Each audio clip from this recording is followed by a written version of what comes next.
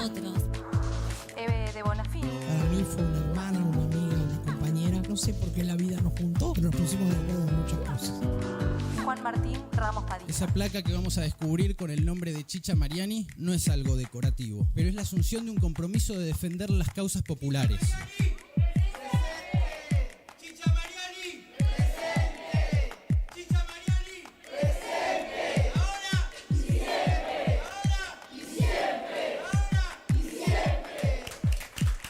Radio Caput. Hable bajo pero hable, no se case. Esas cosas. Radiocaput.com. Estás conectado. Estás en Caput.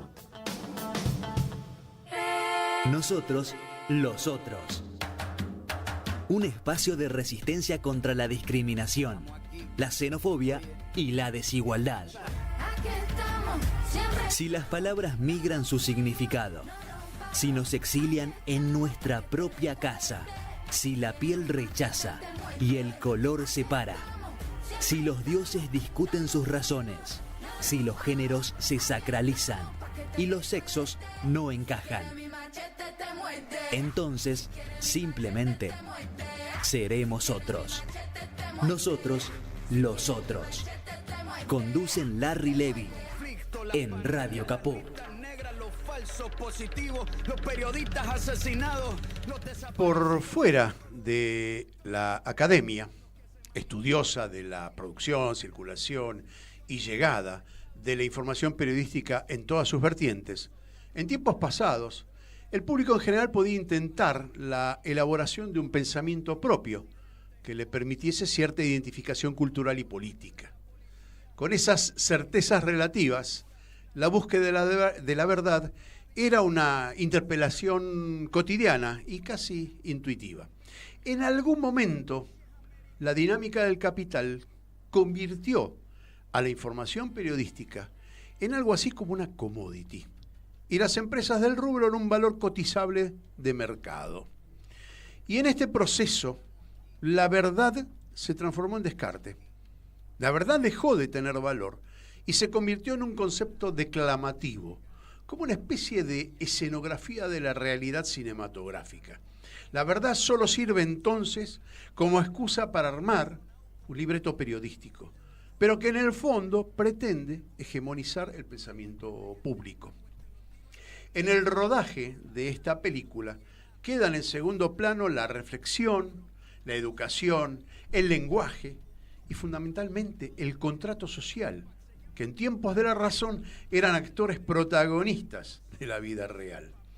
Detrás de esta enorme productora se esconden modelos diseñados para el consumo capitalista, modelos que solo tienen respuesta a ninguna pregunta, modelos cuasi religiosos en los que la verdad del sistema está sacralizada por un texto irrebatible.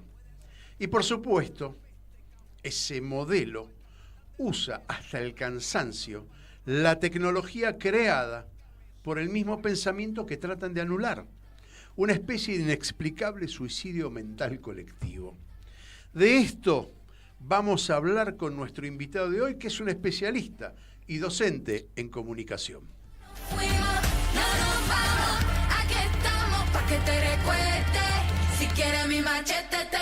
Y el desafío lo abro para nuestro invitado, que es Luis Lázaro. ¿Cómo te va, Luis? Bienvenido a Caput y a nosotros. ¿Qué haces, Larry? Gusto verte. El gusto es nuestro. Para quienes no lo conocen o para los que también lo conocen, es docente universitario, es periodista, es especialista en todo lo que se refiere a la comunicación, con también experiencia en la gestión pública referida a la gestión de la información, de la comunicación. Estuvo en TELAM, estuvo en AFCA, estuvo en ENACOM, es docente académico, en fin, yo si tengo que leer todo el currículum, se nos pasa el programa. Y el tema es tan interesante, ¿no? Porque un poquito salimos de la coyuntura ahí, que generalmente no queremos tocarla porque, digamos, como decía, no, la verdad es una construcción, entonces esa coyuntura nos saca de la verdad, porque es todos los días una construcción diferente. Si tuviésemos que analizar este fenómeno que está pasando con la comunicación, esta mercantilización y digamos, objetivización de la información donde la verdad es lo que menos importa. Bueno, ¿cómo lo ves eso? Desde el punto de vista académico, ¿no? Sí, a ver, creo primero tenemos que enmarcar el tiempo en el que estamos transitando como un tiempo de ruptura civilizatoria, de cambio profundo del orden mundial y por supuesto con sus derivaciones internas y locales en cada uno de los continentes y de los distintos países. Lo que estamos asistiendo en estos tiempos, si uno lo tuviera que decir en términos generales, sería al fin del pacto de convivencia que selló la Segunda Guerra Mundial, ante el espanto del horror de lo que fue, digamos, 60 millones de personas muertas en esa contienda, y sobre todo la existencia, la disponibilidad, el uso de armas de destrucción masiva. Entonces, cuando el planeta se asomó a esa posibilidad de una situación de autodestrucción globalizada, se activaron una serie de mecanismos, especialmente el derecho internacional de los derechos humanos, con la idea de, establecer ciertos mecanismos de salvaguarda, de control, etcétera, en el contexto de un mundo que desde el campo científico empezaba todavía a transitar una etapa que tenía en los investigadores y en los hombres de ciencia el desafío de encontrar la verdad. ¿La verdad de qué? La verdad de los fenómenos naturales, biológicos, sociales, en los cuales estamos constituidos y también, ¿por qué no?, de los procesos históricos que nos constituyen. Y decimos, está mutando ese momento, ese tiempo que habrán seguido 50, 60 años, desde mediados del siglo pasado hasta la fecha, por un orden internacional diferente que se caracteriza, entre otras cosas, por haber trastocado el modelo de producción del capitalismo, de haber reestructurado las formas de explotación del capital y la relación con las materias primas, con un cambio que me parece que es central para entender lo que nos pasa, y es que hemos pasado a ser nosotros mismos y todo aquello que hacemos cotidianamente la fuente principal de alimentación de ese sistema de reproducción del capital. Y ha tenido y está teniendo por estos días además un salto también exponencial con la sumatoria de lo que conocemos como los procesos de inteligencia artificial aplicados a las lógicas productivas de las plataformas, que nos proponen básicamente esto que Eric Sadin propone como entender la duplicación digital de la humanidad, este concepto de la humanidad aumentada en su doble digital, en su réplica desmaterializada, para convertirnos en bytes que circulan por distintos sistemas, dispositivos de distribución que en algún punto, en alguna terminal, tienen claramente el objetivo de una acumulación que no es solo económica, sino también geopolítica y de poder.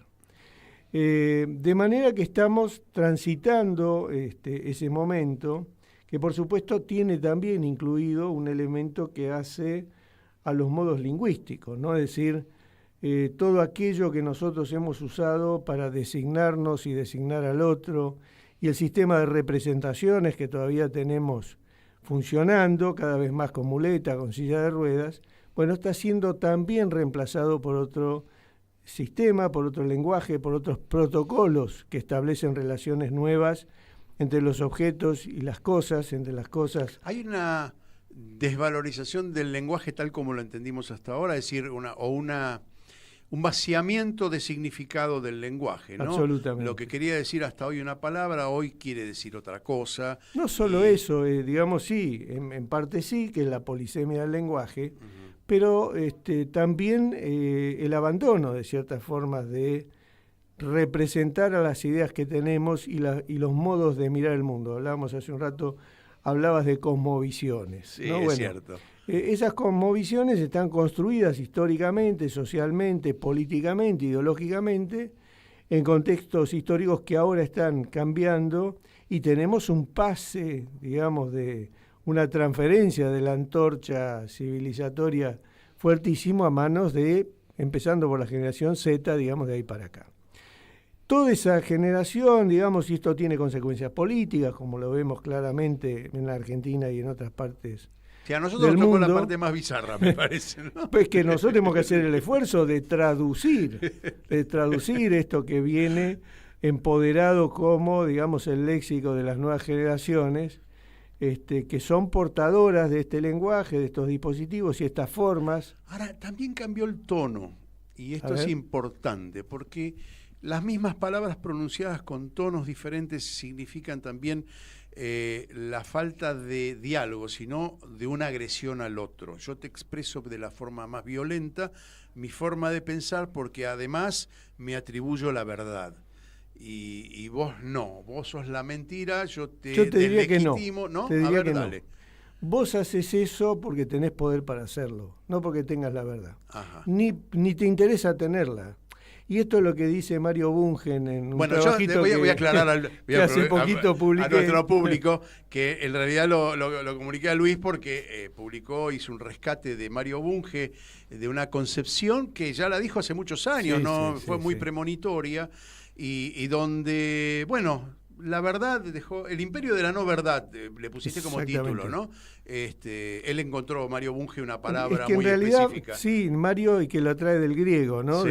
De lo que es la verdad, anateia, y él la transforma en el mundo sin verdad, pero lo hace en el marco de una discusión filosófica, si vos querés, entre la ciencia y la tecnología, porque él distingue el objetivo del científico, que es buscar, digamos, la verdad en los procesos de la naturaleza, la biología, la sociedad, frente a la eficiencia que es el objetivo de la tecnología. Y además habla de una tecnología sin moral, que está despojada de valores humanos y morales, y que por lo tanto le da lo mismo producir el mismo dispositivo para un arma de destrucción masiva que para un sistema de bueno, por eso yo decía al principio la ruptura del contrato social, porque Totalmente. En última instancia tiene que ver con la moral, ¿no? Y el con abandono del Estado y la política como lugar de contralor. Es decir, acá la política se ha retirado, han quedado en la cancha estas nuevas los formas. Empresarios, no digo en forma generalizada como Sí. para ponerlo en términos, digamos, traducibles al gran público. Sí, pero no solo los empresarios, digamos, vos tenés, o si pudiéramos establecer esa categoría, en general nosotros del mundo del cual provenimos, hablamos de empresarios como aquel que representa el capital en una relación con el trabajo, ¿no? En un proceso industrial o de algún tipo de producción. Bueno, hoy todo eso además está atomizado, está fragmentado. Tenemos de hecho también una sociedad que en un 50% desconoce el trabajo formal con un empresario que le pague, ¿no? Se autoadministra su miseria y su pobreza. Y esto también tiene efectos y tiene consecuencias en el pensamiento, en el modo de construir la subjetividad, ¿no? Y no hay una preocupación por la verdad, lo que hay es una preocupación, digamos, por satisfacer ciertas cuestiones que en muchos casos son parte de políticas deliberadas, de sembrar odio, de estigmatización, y crear de urgencias de sobrevivencia que hacen imposible el siquiera reflexionar, ¿no? Es decir, estás tan ocupado tratando de sobrevivir que no tenés tiempo de pensar. Absolutamente.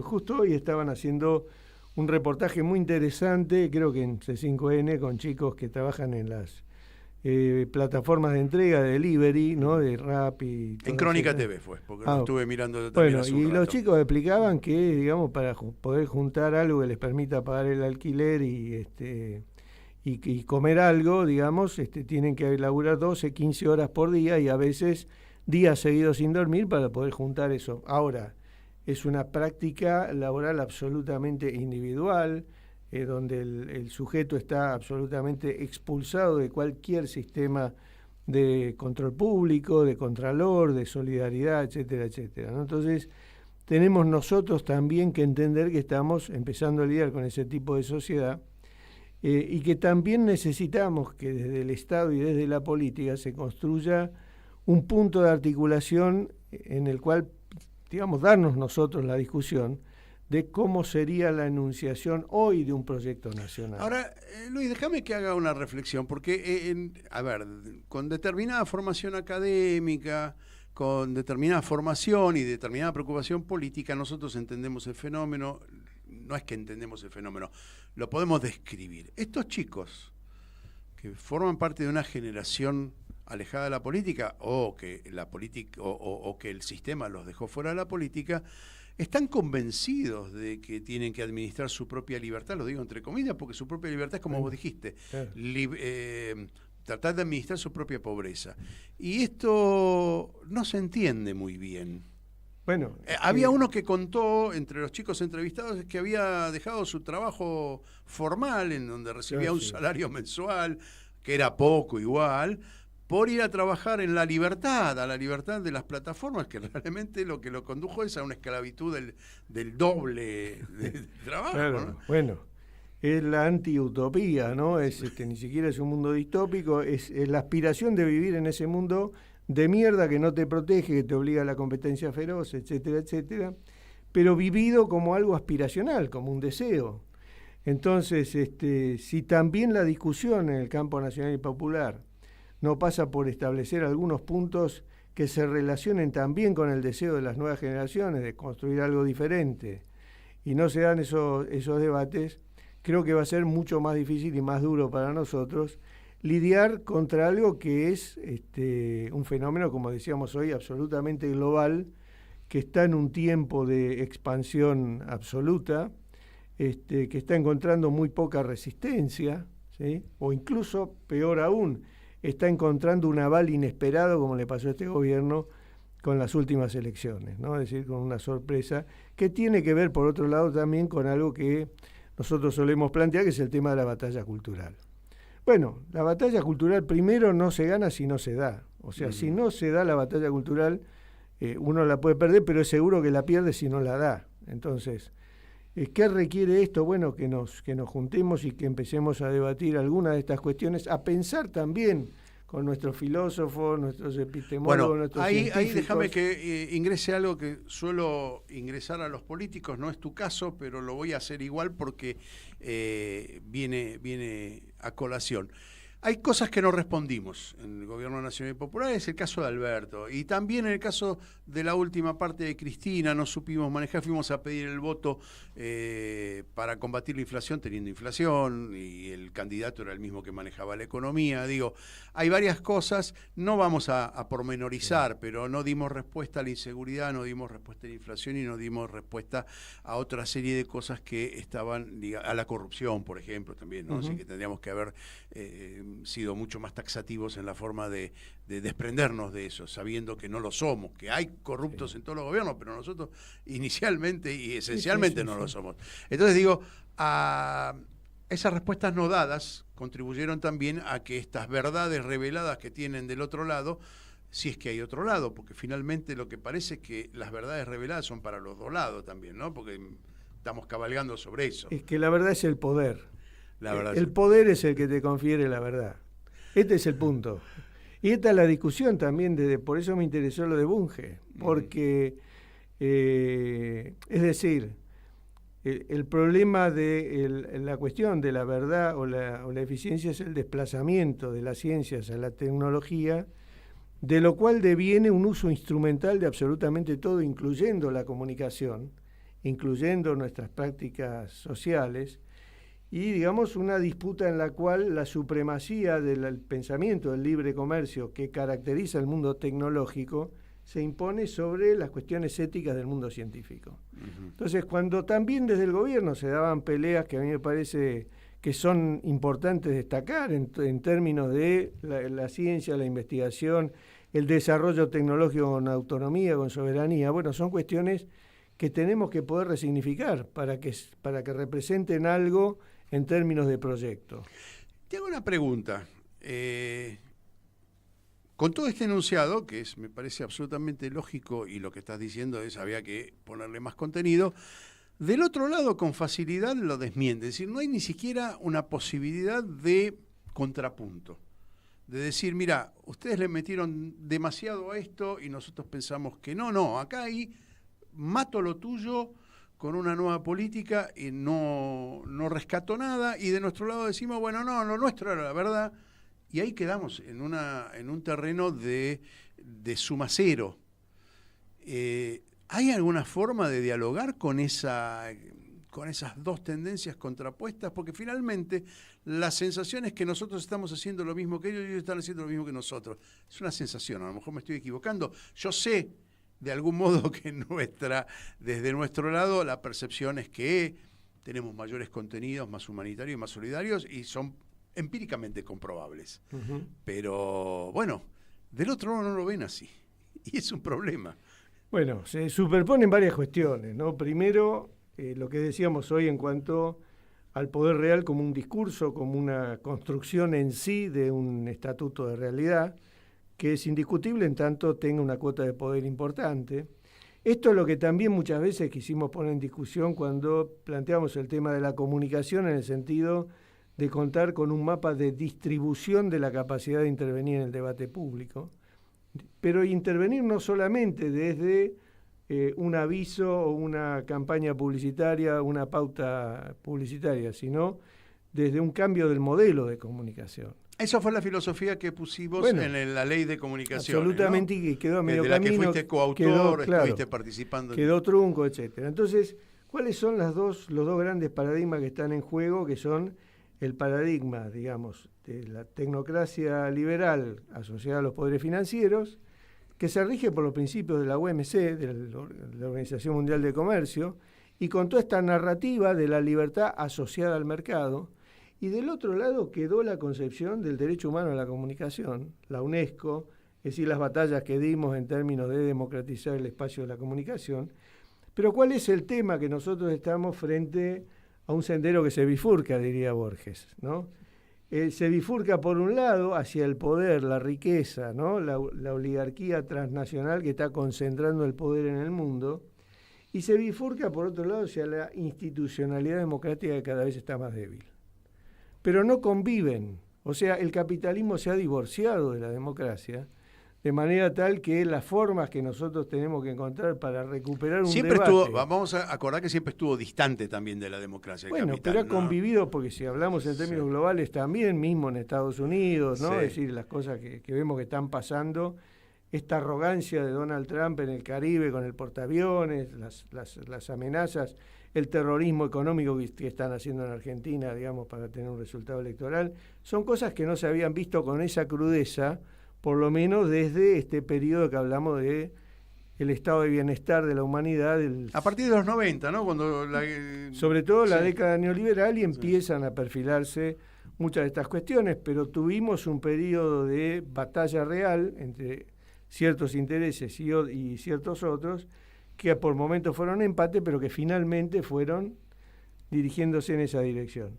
Y te quiero llevar un tema puntual que tenemos en relación con lo que estamos haciendo ahora con los Estados Unidos en materia de estos acuerdos, que te digo, por otro lado, del campo de la comunicación, no son nuevos. Ya en el año 94, el Tratado de Inversiones Recíprocas con Estados Unidos había dejado en condiciones leoninas el campo de la comunicación argentina para los inversores norteamericanos, que de hecho hicieron un montón de negocios hasta la crisis del 2001, después se fueron.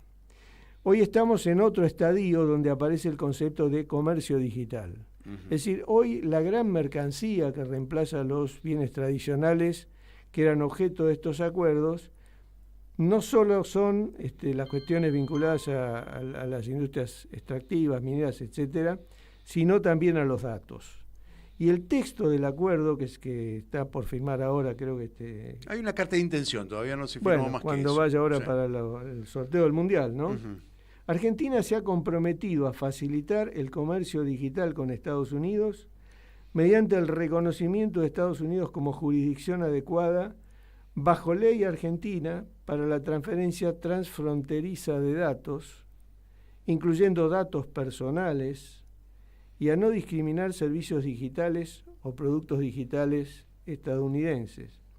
Argentina también tiene la intención de reconocer como válida para su legislación las firmas electrónicas que sean válidas bajo la ley estadounidense. ¿Lo podemos traducir esto para que todos entendamos de qué se trata? Dos cosas básicamente. Sí. Primero, toda la jurisdicción en materia de controversias judiciales que pudieran haber van a Estados Unidos, o sea, es la justicia norteamericana. Ya nos pasó eso con algunos créditos en algún momento con Sí, con un montón de cuestiones. Sí. Por otro lado, como convenio internacional mata ley nacional, todas las políticas de protección de datos personales y las pocas herramientas que en Argentina se han construido, a mi juicio que son todavía bastante insuficientes, pero quedan completamente descolocadas frente a este compromiso que, si se firma, entregaría el uso de toda la información personal. ¿Constitucionalmente hay margen para hacer eso? ¿Puede hacerlo el gobierno?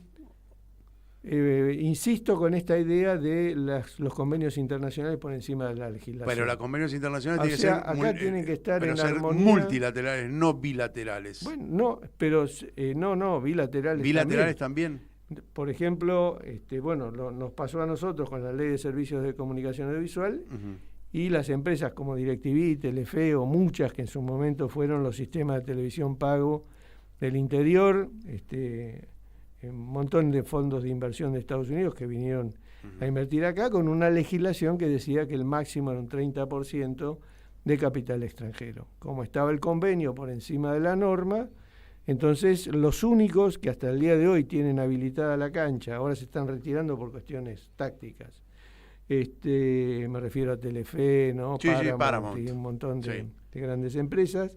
Pero bueno, históricamente esa fue la situación. Así que difícilmente, y menos en un contexto de falta de voluntad política, va a ser posible sostener una defensa en serio del patrimonio, digamos, de la información de los ciudadanos argentinos. Luis Lázaro, tenemos que hacer una pequeña pausa. En Nosotros los Otros, aquí en Radio Caput, estamos dialogando con Luis Lázaro, que es docente universitario, periodista, especialista en el ámbito de comunicaciones y que además tiene una experiencia importante en la gestión de políticas públicas con respecto a estos temas, ¿no? Aplicación, desarrollo y adecuación de marcos regulatorios de los servicios de comunicación, en este caso audiovisual, los últimos que pudimos regular, y que pudimos regular entre comillas porque nos vetaron por todos lados. Esa es la fuerza del capital, ¿no? Ahí la tuvimos bien presente.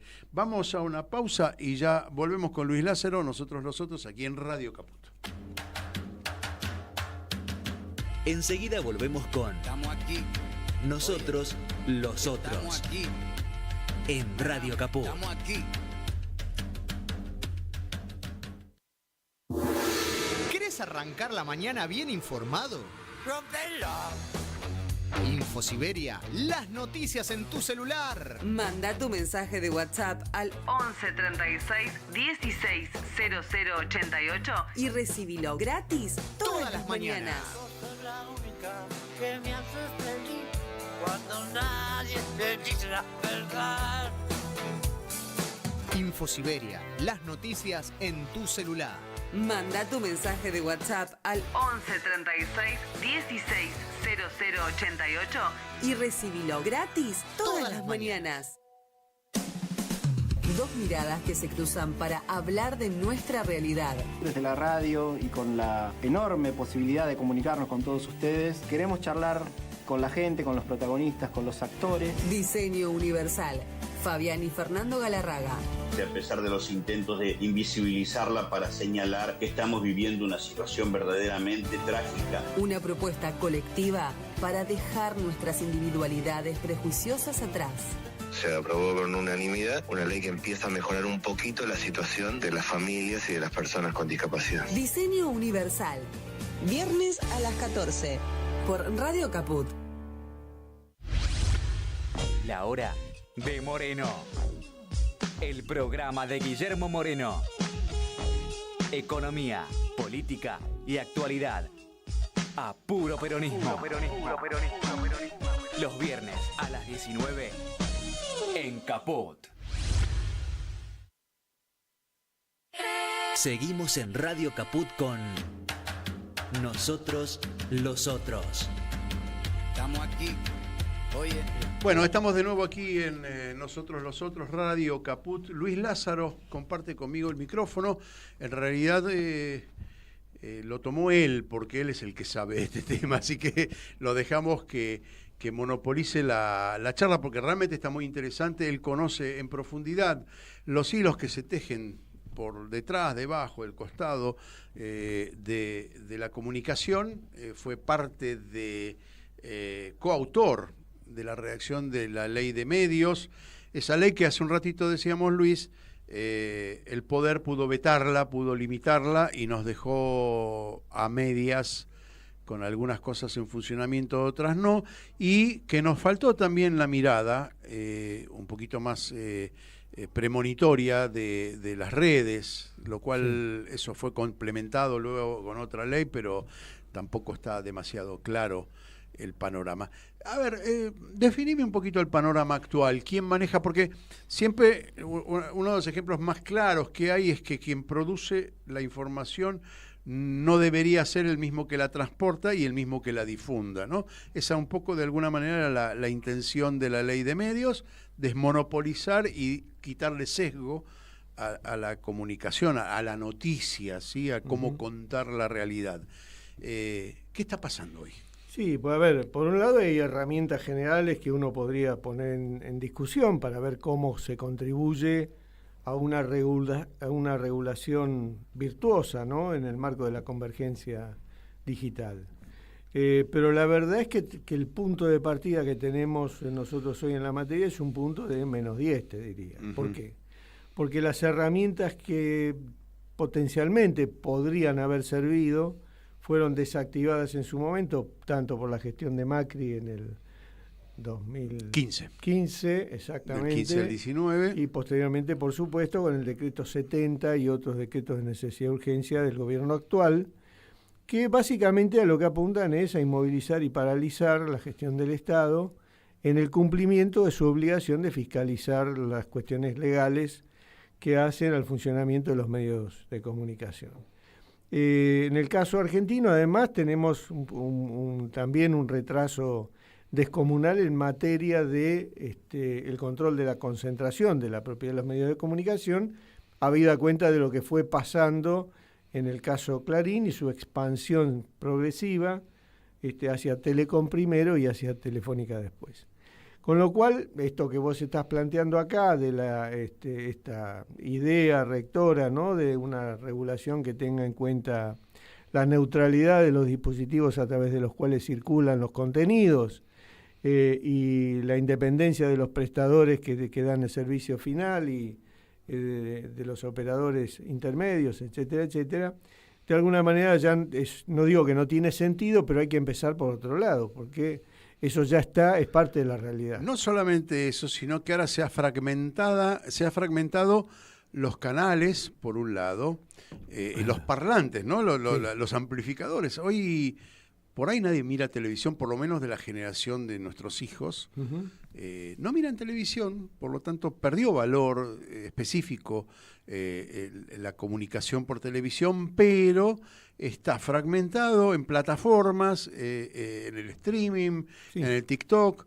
Fragmentada también la verdad, es decir, no solamente que está fragmentada la forma de comunicar la verdad, sino que la verdad misma está fragmentada. Sí, a ver, yo creo que es cierto que los medios, por decir tradicionales, clásicos, no tienen el rol central que tenían en otros tiempos, pero creo que siguen siendo centrales a la hora de producir insumos que el sistema digital utiliza para fijar determinadas... La formación de la subjetividad, claro, queda a cargo de ellos. Instituir esta idea de realidad a la que vos te referís, en donde hay un estatuto de credibilidad superior en esos medios clásicos, aunque no sean los medios que, sobre todo los jóvenes, frecuentemente miran, pero reciben ese contenido por otro lado. Y ese otro lado también es objeto de una absoluta desregulación y ausencia de políticas públicas que permitieran, digamos, establecer por lo menos ciertas reglas de juego. Por caso, en la Unión Europea, las 19 plataformas más grandes, que son aquellas que tienen más de 45 millones de usuarios, están sujetos a un control sistemático y permanente de una comisión especial. Tienen obligación de responder en 24 horas las quejas y reclamos de, ¿qué tipo de quejas los usuarios? Se producen? Violación de la intimidad, cuestiones de los datos personales, acoso digital con uso de las estrategias digitales de construcción de perfiles de consumo. ¿Qué pasa con los bulos? Que en España le dicen los bulos, es lo que se llama fake news. Bueno, también son cuestionados. Por eso te digo que tienen 24 horas para dar de baja eso. Ajá. Y la regulación los autoriza a cobrar una multa equivalente al 6% de la facturación global de Facebook, de X, de quien sea, con lo cual la sanción económica es fuerte, es un 6% de su facturación global.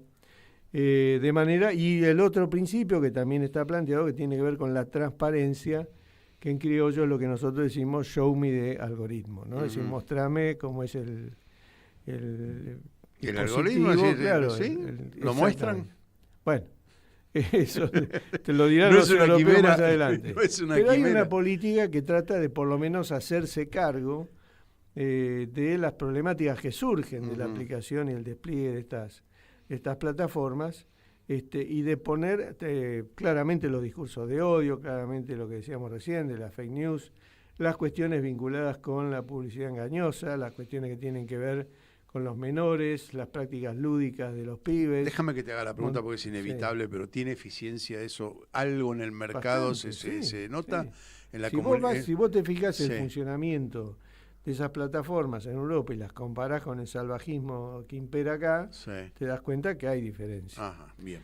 Pero bueno, por eso te digo, acá, digamos, nos faltan herramientas y nos falta la decisión o la voluntad política. Que es, en buena medida, y hay que decirlo, lo que logró el gobierno de Lula en Brasil cuando la justicia ordenó el cierre de varias cuentas de X de una serie de conspiradores vinculados a Bolsonaro por intento de golpe de Estado, es decir, por infracción a las normas y las leyes de la democracia brasilera, y después de una semana de cruces bastante fuertes y de un corte de los caños de Twitter por parte del gobierno de Brasil, bueno, se avino la empresa a una negociación y a dar de baja esas cuentas. Ahora, eso requiere voluntad política y requiere, no como acá, que acabo de leer. Pero, a ver, ahí vos vas al tribunal norteamericano, ¿no? Sí. No lo podrías vos hablas hacer. de voluntad política y yo hablo de masa crítica, de apoyo político, porque con la voluntad política,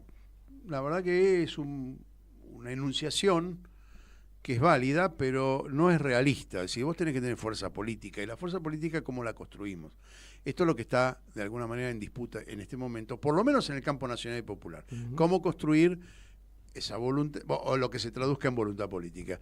Y ahí es donde te pregunto, ¿estamos en inferioridad de condiciones frente a todo esto que vos estás planteando y la monopolización de los medios? En lo que a mí respecta, y producto de mi práctica laboral y profesional, debo decirte que en los gobiernos que yo integré, salvo el tramo de Cristina y la sanción de la ley, no hubo ninguna voluntad política de avanzar en estas cuestiones.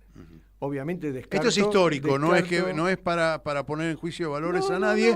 Alguno tuvo un poquito más de voluntad. Quiero aclarar también en el sentido de que tampoco le estoy pidiendo al gobierno de Milei que tenga esa voluntad política, porque no está en su seguramente que no la va a tener. ¿no?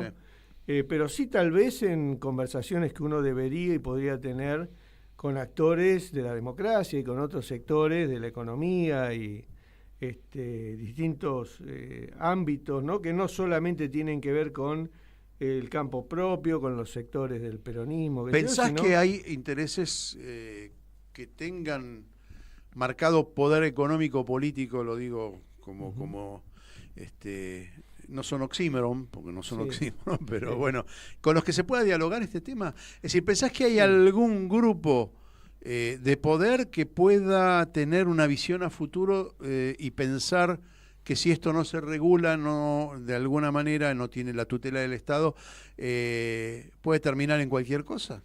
Yo creo que sí, lo digo en parte por lo que fue la experiencia anterior. Es cierto que fue otro momento político, pero histórico, y quiero decir que hubo muchos actores que no necesariamente compartían las premisas básicas del gobierno de Cristina, que en ese tema estuvieron dispuestos a apoyar. Después la mala implementación de esas buenas normas generaron después una reacción en contrario, y el tema también terminó convirtiéndose en una especie de tabú dentro del espacio interior. Por eso yo, cada vez que puedo, digo, de esto sí hay que hablar, salgamos de eso no se habla, con el temor de que a lo mejor si incomodaste a fulano o a mengano, después en la campaña... Bueno, tenemos que salir a decir la verdad, no incomodarnos por nuestra verdad, eso está sí, claro, eso está clarísimo. La venimos ocultando por temor a ofender. Incluso te diría que en el trayecto, en ese periodo, en el gobierno de Alberto, hubo una serie de iniciativas legislativas que en muchos casos tenían que ver con estas ideas, con estas iniciativas, asumiendo también este planteo que vos hacés de la acumulación de poder político. Obviamente la capacidad que tiene Europa como continente con 28 Estados-naciones alineados en una misma política, tiene un poder y una potencialidad que no tiene un país como el nuestro, donde además no hay un mercado tan poderoso, etc. Pensá vos que solamente la mitad de la cantidad de usuarios de una de las plataformas o el total de usuarios de una de las plataformas es equivalente a toda la población argentina. Por lo tanto... Sí, de todas maneras, pienso que hoy es mucho más difícil, no solamente por la existencia de un gobierno adverso a cualquier tipo de regulación, sino porque el poder que en algún momento se opuso a la regulación hoy es mucho más grande, ¿no? Clarín ha crecido en forma exponencial. Vos mismo lo dijiste, primero Telecom, después Telefónica, y no hablemos de la cantidad de empresas pequeñas que distribuyen pero material. Es que hemos sido parte de ese proceso de acumulación del capital, que es capital económico y capital simbólico, digamos, muy, muy poderoso, sin haber tenido la astucia o la capacidad de, digamos, tener... Fue un error haber rechazado la división que había... Primero se aceptó porque técnicamente era correcta. Después, cuando se estudiaron las condiciones concretas, había dos que se parecía se bastante parecían una chantada, sí. Pero se perdió la oportunidad de tener una victoria política. Porque América ya general, había propuesto su propio desguace, ¿no? Ya estaba. También, hubo un montón, muchísimas empresas nacionales, internacionales, se adecuaron a la ley, digamos. El único caso de no adecuación desde el poder y desde la complicidad del Poder Judicial fue este grupo económico, con el que también había discusiones cruzadas en relación a la participación o no de los actores de las telecomunicaciones en competencia. ¿Qué era lo que había que hacer para fomentar en términos de mercado una distribución más equitativa de los recursos? Bueno, no sé. ¿Cómo ves el panorama de aquí en más? Con esa incertidumbre que hablábamos fuera del aire antes de entrar al programa, de lo que está viviendo el mundo en general, esta situación así de incertidumbre generalizada, caos político, caos económico, presiones de todo tipo, que nos remiten, o yo te refería a una época que era entre una guerra y la otra, entre la Primera Guerra Mundial y la Segunda Guerra Mundial, que aquella se saldó con 50 millones, 60 millones de muertes. Y hoy la posibilidad de tocar el botón rojo es una posibilidad muy certera, y muy complicada, y un escenario de multipolarismo creciente, ¿sí?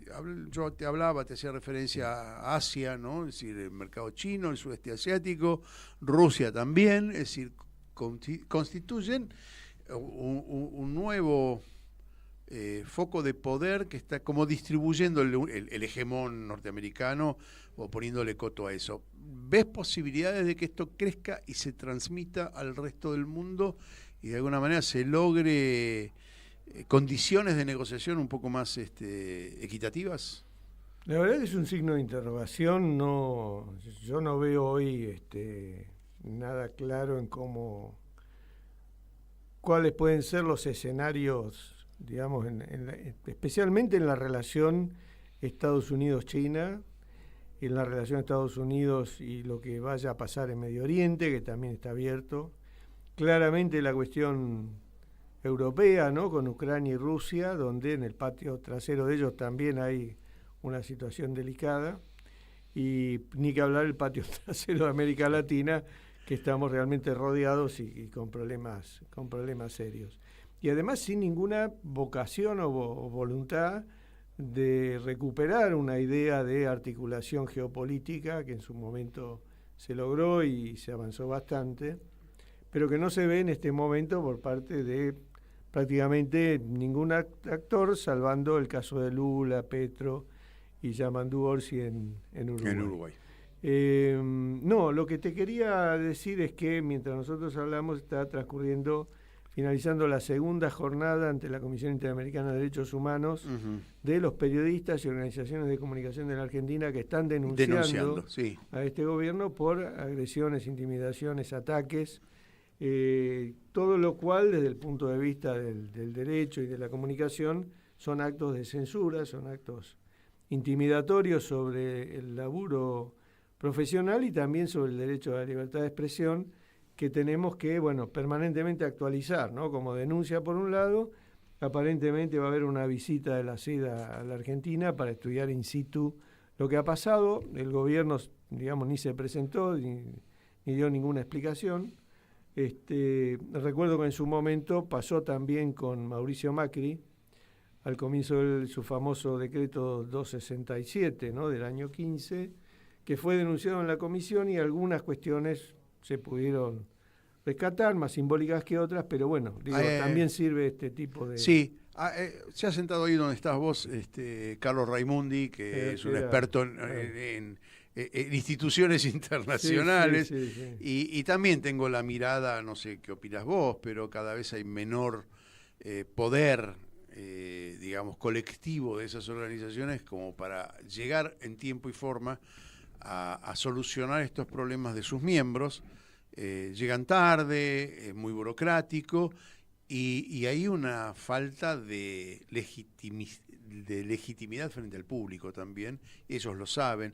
Lo mismo pasa con el Organización Mundial de la Salud, Organización Mundial del Comercio, son todas instituciones que están, no digo oprimidas, porque sería una exageración de mi parte, pero cuestionadas, al menos. Claro, pero ahí hay una diferencia que es lo mismo que pasa con las políticas de este gobierno y las áreas públicas de salud, educación o lo que sea, que, digamos, entran en la gestión diciendo hay un curro y después dicen hay que cerrar, ¿no? Entonces echan a todo el mundo y nadie se pregunta por la razón originaria por la que se creó esa política, esa dependencia.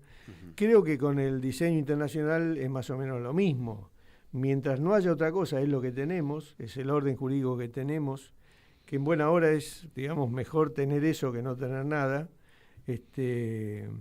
porque realmente, digamos, ante la posibilidad de momentos muy difíciles en términos de cómo va a seguir este conflicto geopolítico global, mientras no haya otra cosa, la tabla de salvavidas que tenemos son estos. ¿Te das cuenta que yo soy permeable a esta cosa de criticar o de cuestionar la verdad?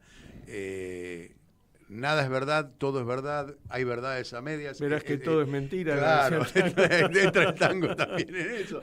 A lo que me refiero es que hay una crisis de confianza en el otro. Ya estoy hablando hasta de mi entrevistado y del entrevistado hacia quien lo entrevista, ¿no? Es decir, hay toda una cuestión que es muy difícil de salvar. Volver a generar ese clima de consenso y confianza en la verdad del otro, me parece que es muy difícil de reconstruir. Y en un ámbito como el de la comunicación, el de la información, fíjate que todos los políticos son iguales, todos dicen lo mismo.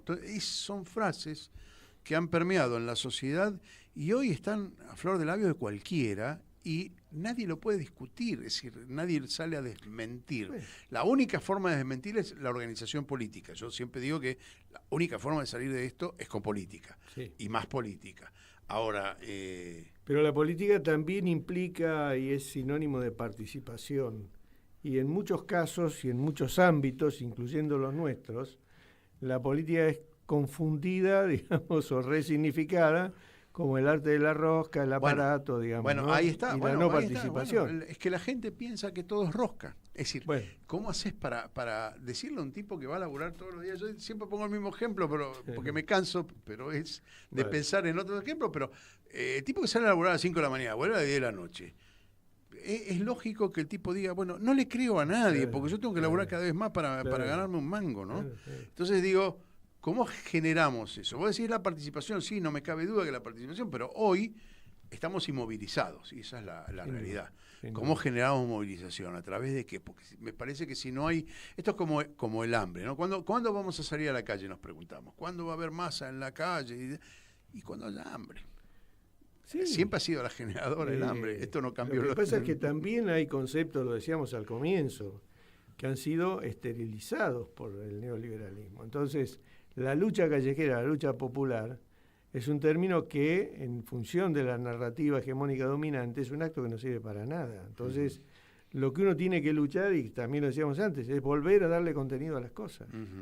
Pero hacerlo de una manera no dogmática, es decir, no repitiendo las cosas que aprendimos hace 30, 40 años, sino estando abiertas a entender qué hoy significan esas otras cuestiones. Esas otras cuestiones. Ahora, la cuestión básica no cambió.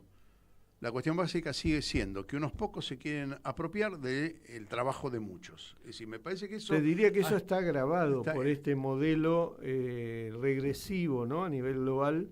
Hace poco salió un informe de Oxfam, la ONG ONG inglesa internacional, sí.